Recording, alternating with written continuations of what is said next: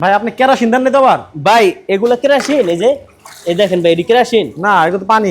এটি কেরাসিন ভাই, এই যে আচ্ছা আচ্ছা আচ্ছা, এটি সম্পূর্ণ পানি ভাই। জ্বলতাছে? জলটাছে মানে মানে ফু দেওয়া লাগবে না? কিচ্ছু লাগবে না ভাই। আপনি এই যে ভেজা ভেজা লাকড়ি না, এইভাবে দিয়ে দিবেন, এই যে আচ্ছা। এইভাবে দিয়ে দিবেন, দেখবেন একা একা আগুন জ্বলবে, একা একা। এই যে এরকম দিয়ে দিলাম, আমি একটা দিয়ে দেখাইলাম। এখন এই ভেজাটা কি জ্বলবো? আপনি একটু ভাই জাস্ট আমি দেখানোর সুবিধার্থে, আমি চাইলে সবটি দিয়ে দিতে পারতাম, দেখানোর সুবিধার্থে আপনি দেখেন আগুনটা কেমনে জ্বলে। ওই ভিডিওটা দেখেন, জ্বলতেছে তো? অটোমেটিক জ্বলবে ভাই, অটোমেটিক। ওকে ভাই, এই চুলায় খরচ কেমন? ভাই এটা হচ্ছে পৃথিবীর সবচাইতে সাশ্রয়ী চুলা ভাই। এই সবগুলো লাকড়ি ভিজা লাকড়ি দিছি, আচ্ছা। সবগুলা ভেজা লাকড়ি দিছি ভাই। এটা দিয়ে আজকে আগুন জ্বালায় দেখাবো ভাই। ও রে ভাই এখন আগুন কিন্তু জ্বলে না ভালো করে, আচ্ছা আচ্ছা আচ্ছা।